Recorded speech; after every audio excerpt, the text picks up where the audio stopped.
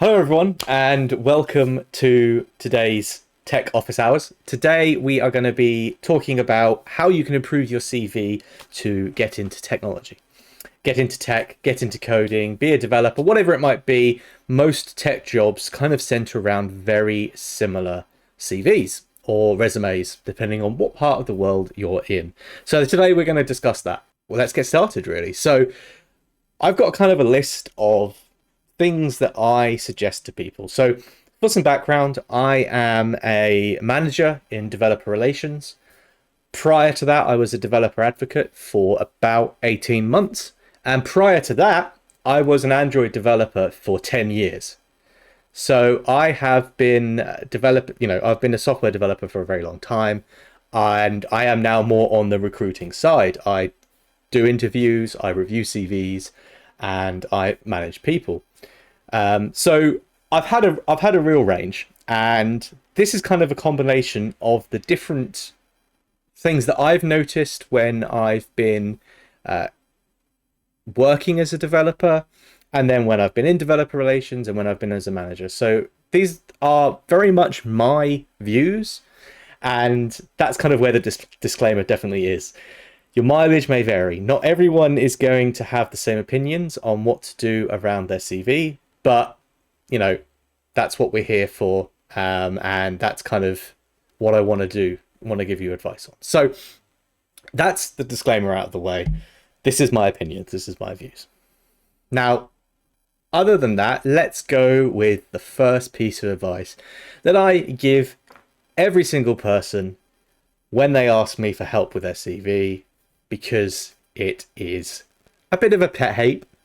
And that is the format that you give your CV and the format that you upload your CV to the job platform, whatever it might be. Please, please, please use PDF. PDFs are your friends.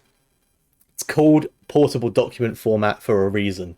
PDF will ensure that how you've stylized and designed your CV is exactly how it will show up for the person viewing your CV.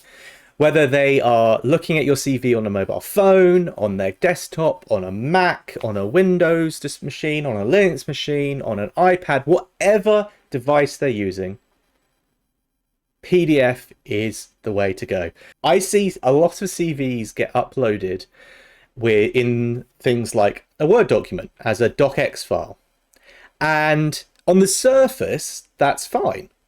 However, the problem is, for example, I have a Mac for work, and I don't use Office. I don't have Office software. So if I open a Word document, it opens for me in Apple Pages. And the formatting is going to be all over the place. It happens so often. The text, the data is still there, but the formatting can be completely wrong. And that can leave a bad impression because the formatting can look bad. So there we go. Point number one, straight in, use PDFs when you're uploading your CV. Simple, right? Now, what about the actual format of your CV? A lot of people spend a lot of time trying to make their CV stand out visually. And my piece of advice in the format is that it's incredibly difficult to get it right. If you format your CV and you're using colors, you have to make sure that those colors are accessible. I myself am colorblind. If your header, and you've used a background color with your header, and those two colors clash and I can't really see it, it's going to make me feel like, well, you haven't really considered the accessibility of your CV, and that's a negative thing. Whereas if you just didn't use color and just had a standard format, it's not so much of it's not a negative. It's not going to affect. I'm interested in the content of your CV. So my advice is always to try and stick to quite a standard, fairly plain format for your CV, and make sure that the content, the things that you're writing about, stands out. Make sure that that information is what gets interesting and catches my attention. That's the important bit. I will also say, in terms of actual layouts of the CV, there's lots of templates out there. There's lots of different advice that people give for that. But my piece of advice when we're looking at the actual layout of a CV would be to keep to a single column layout. There's quite a kind of draw to have multiple columns, have two columns, more than two, to kind of make it look a bit different, make it look a bit fancy. But the problem with doing that is you can lose quite a lot of white space. You can have a lot of blank area if, for example, you've got one column that's your headers and then another column that is your content. Well, you've immediately lost a load of blank space there, and that's not great. The other option, of course, is you have two separate columns and you have your information in two separate columns. Well, the problem with that is actually a lot of the time that can confuse automated screen readers. So when you upload your CV to a lot of these platforms, there'll actually be some software that runs and reads your CV, tries to extract the information out of your CV to then fill in the application form. That happens quite a lot. You'll see that you'll apply for a job and you'll go through the application. First thing they'll ask you to do is upload your CV, and then actually they'll ask you to fill in a form, and they'll have tried to populate from your CV that information into the form. That doesn't work very well when you're using multiple columns. Another point on, and I guess this is kind of a layout point, but it's something that a lot of people miss. And that's what you do when you want to have a URL on your CV. Because you're sharing it in a digital format, you're uploading your CV to a digital platform and you're using a PDF, it can feel like the best thing you can do is hyperlink a word. Say, for example, you want to link to your LinkedIn profile. It might be convenient to just hyperlink the word LinkedIn. And that looks quite nice. Problem with doing that, and this is something that people kind of don't realize still happens, is that CVs, your resume, still gets printed out. It still happens. It will be printed out and people will review it physically on a piece of paper. That still happens. Not everywhere, thankfully. It's not something that I tend to do anymore, but it's definitely something I see happen. And if someone prints out your resume and you've used a hyperlinked word to link to an important URL, whether it's your LinkedIn profile, maybe it's the link to the source code of a project, maybe it's the website for a company that you've worked for, important information that you want to get to that potential employer, and you've hyperlinked it and they've then printed out your CV, that information is lost. It means nothing anymore. So make sure that when you're including links on your CV, those are the full URLs to the thing that you're linking to. Keep the full URL. Obviously, you can get rid of the HTTPS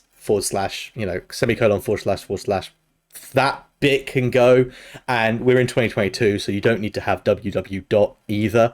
But the main chunk of a URL, so people can, with context, know where they're supposed to be going to. Keep that whole thing on your CV. It might take up a bit more space, but it's definitely worth it. And on the note of kind of URLs as well, another thing that I've seen actually kind of more often now than it used to be, but I've seen a lot of people using like link shortening sites like Bitly to, I guess the idea is twofold. It makes the link smaller on your CV, but also it adds a level of trackability because a lot of these services allow you to track how many times the URL has been visited. I would avoid those. I would avoid using link shortening websites. And the reason for that is that a lot of these link shortening sites will, it'll be the like bit.ly / and then a random string of characters to uniquely identify your URL. And the problem is a lot of characters in the Western Latin alphabet look the same. A capital I and a lowercase l in a lot of fonts looks the same. a uppercase O and a 0 look the same. So it can be very easy for these URLs to be typed out incorrectly. So again, if someone's physically having to type that out, they might go for the wrong place. And that's a problem. Also, they're just not very like user friendly. Like you've got to really carefully type in the right characters. Whereas if you're linking to your LinkedIn profile, well, your LinkedIn profile is probably linkedin.com/your name. Easy to remember, easy to kind of use. So that is really important. Keep these things memorable. One of the things that I think might be a more controversial view of mine, and this might ruffle a few people, and I definitely think it's going to be more controversial than not, skill sections. Skill sections suck. Skill sections should be burned to the ground. Skill sections should not exist. All you're doing is listing a load of random keywords. They don't explain how you're using tech. They don't explain your level of experience with a particular thing. They are not useful.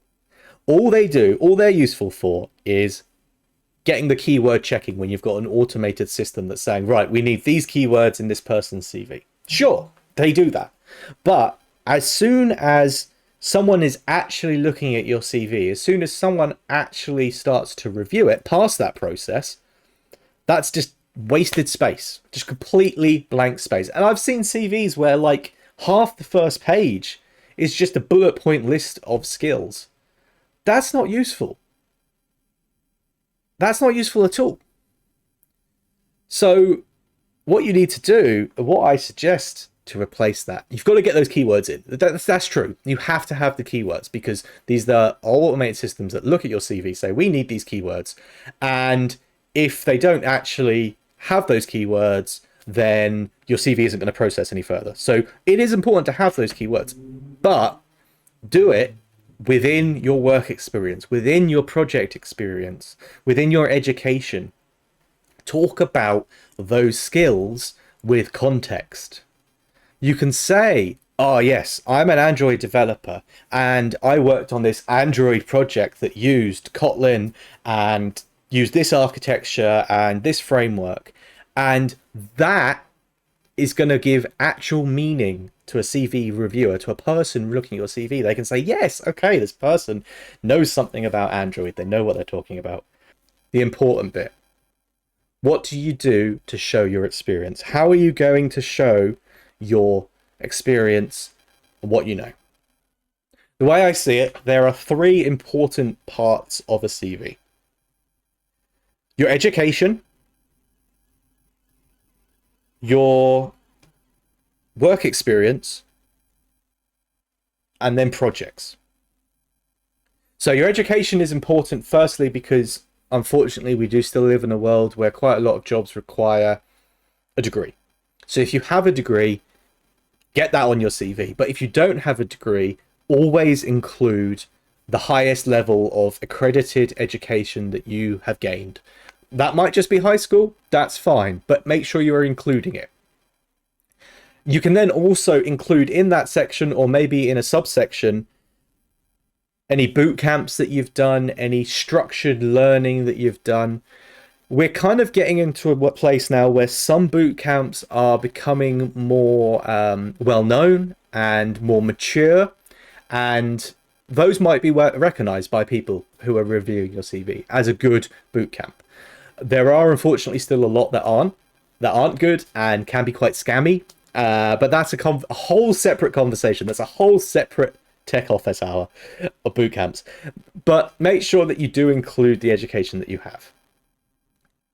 Then, of course, make sure that you include your work experience.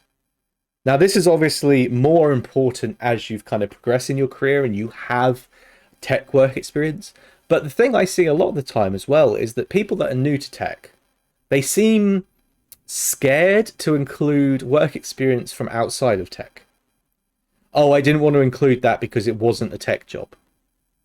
But your other jobs, your jobs that you've worked, every last job that you've worked is going to have given you skills. It's going to have given you skills that are transferable and are useful in tech. Whether that's working in a restaurant and therefore managing to, manage money and dealing with calculations, whether that's being organized and prompt and on time for your shifts and being able to manage shift patterns, whether that's you're working as a, as a secretary and you've got administration duties that you've been able to do and you've got understanding of certain pieces of software, whether that's, working in any job at all that you've had can be super useful and give you transferable skills. Now, obviously, as your career progresses in tech, those jobs are going to drop off from your CV. You want to focus on trying to include somewhere around the last 2-3 years of experience at least. I normally say either the last 2-3 years of experience or the last 3 jobs that you've had, depending on which is sort of the longer selection. So for example, if you've had the same job for the last 3 years, it's worth including 2 other older jobs. But if you've had lots of jobs in the last 3 years, just include the last 3. The reason for that is, the most recent work that you've done is always the most important, it's the most relevant. And that doesn't matter if that's not in tech. Make sure you're including your job history no matter what it is. And when you're talking about your jobs, give details about how your contribution has helped the company.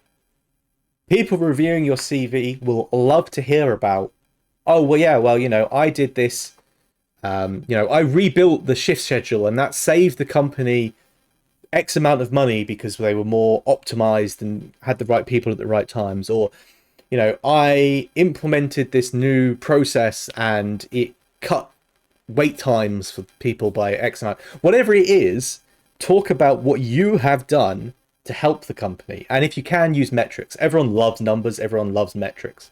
It's a super quick, easy way to do it. And do that for your tech experience as well. As you gain tech experience, that's what you should be focusing on. Saying, hey, look, I implemented this new registration flow on our website and that improved user sign up by 10%.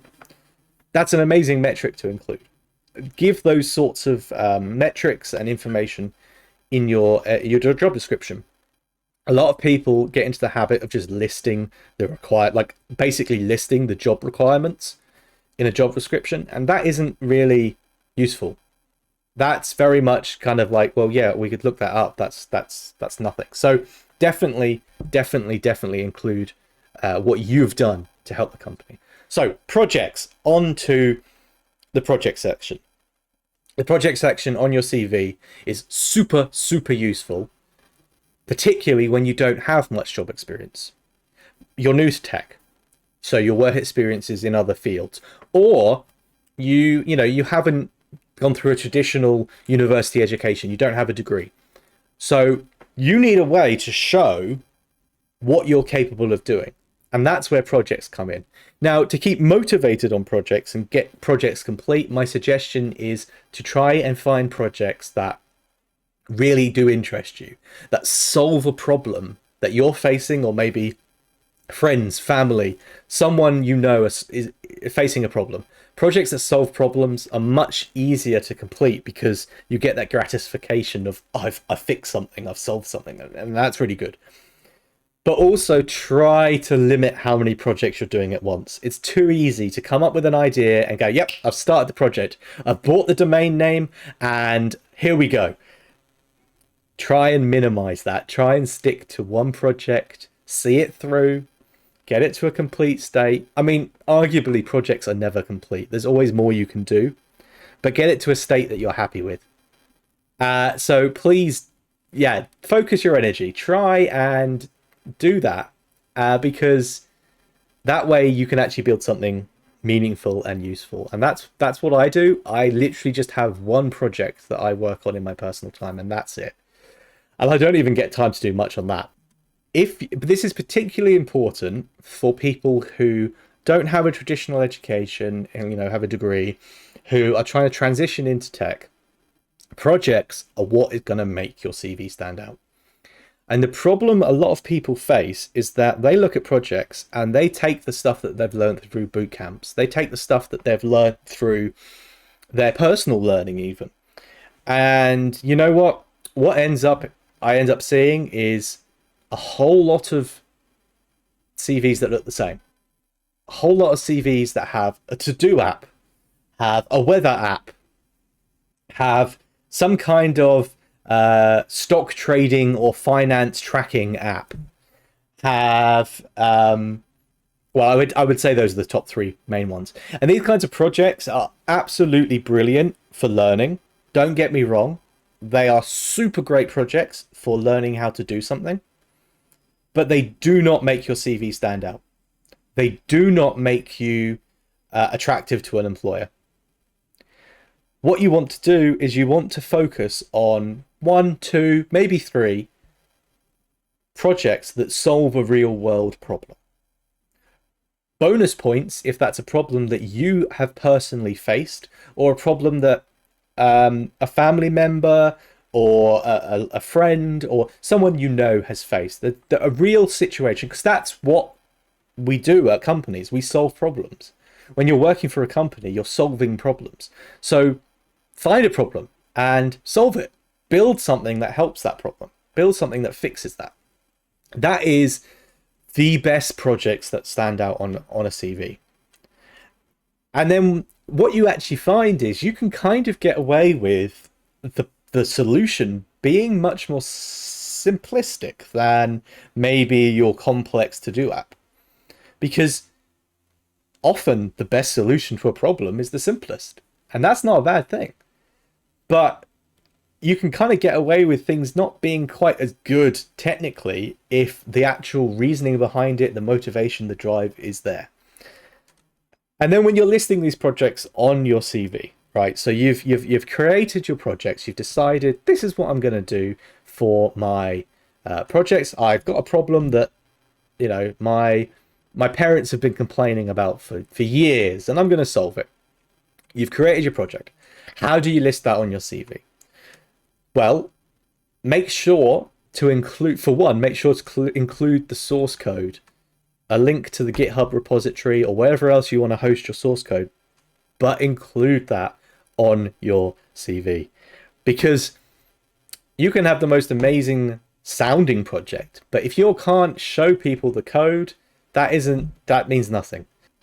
Also talk about the tech stack. That's another important thing that comes back to getting rid of rubbish skill sections. Do get your keywords into your projects. Talk about, oh yeah, okay, this is my this is the tech stack that I used. I use this software to design it. I use this for the database. I use this for the hosting. Talk about those things, because those are keywords that people are going to want, and they're going to show up. So do that. And then if you can, obviously, the best thing is if you are actually able to launch that project and show how it's impacted people. Show that, you know, I built this project and it's actually been used and people have actually liked it. Not necessary, don't get me wrong. There are plenty of great projects that it's a whole different job trying to get traction and get people to use something. So don't feel bad if you can't do that. But again, it's a really great bonus if you can say, I built this thing and people are using it and people are loving it. So we've got all of these sections now. We've built out our education. We've built out our work experience. We've built out our projects. How do you know if your CV is the right length?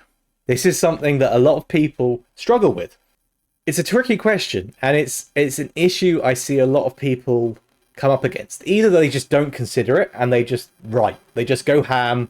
They write as much as they want to write. And that's that, they're done. Or people consider it, they stress over it, they try and get it to an exact number, and you can tell that they've either had to cut things out of their CV, they've made their font a little bit smaller to make it fit, changed the margins a little bit to make it fit. And my advice on CV length is 1 page is the goal. 1 page is the ideal situation. I don't believe any CV needs to be more than 1 page. However, it's also very important to stick to a decent font size and a decent font. Stick to 11 or 12 point fonts. I've seen CVs that are like 7 point fonts and are tiny, and that doesn't work. So stick to 11 or 12. If your CV overflows into a second page, no one is going to like ignore your CV. It's good. No one's going to decline your CV because it's an extra page long.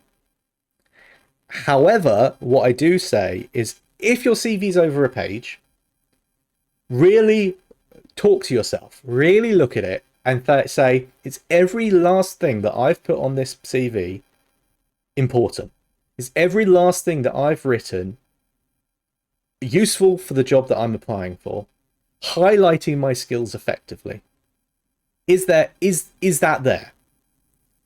And I think a lot of the time, if your CV's over a page, the answer is probably going to be no. But that's, I've also seen CVs that are 2 pages, and yeah, they have. Everything there is really important. And so that's fine. The reason why I tell people 1 page, aim for 1 page, is because it stops people from having CVs that are 10 pages long. And I see it. You have CVs that are 10 pages long. They're your full work career. They're every project you've ever worked on. It's too much. I know in some industries, especially in academia, that is actually kind of the normal. That's what you do, is you have a CV that has everything on it. But my argument is that your LinkedIn profile or your personal website, that is where you should be listing your whole career and all your information. Your CV is, this is what I know and can do right now. This is why I am the right person for this job. As always, thank you very much, everyone. It's been a real pleasure. I hope that you've all found some help with these, found some interest. I do also do one-on-one tech coffee chats as well. So if you check my Twitter profile, there is a link to my calendar. So you can book a one-on-one conversation if you have some more direct questions that you don't want to ask publicly. That's perfectly fine. Those are quite well subscribed, which is why I'm doing this, so we can get to more people. But anyway, that is everything for now. So thank you very much. It's been a real pleasure, and I will see you next time. So bye for now.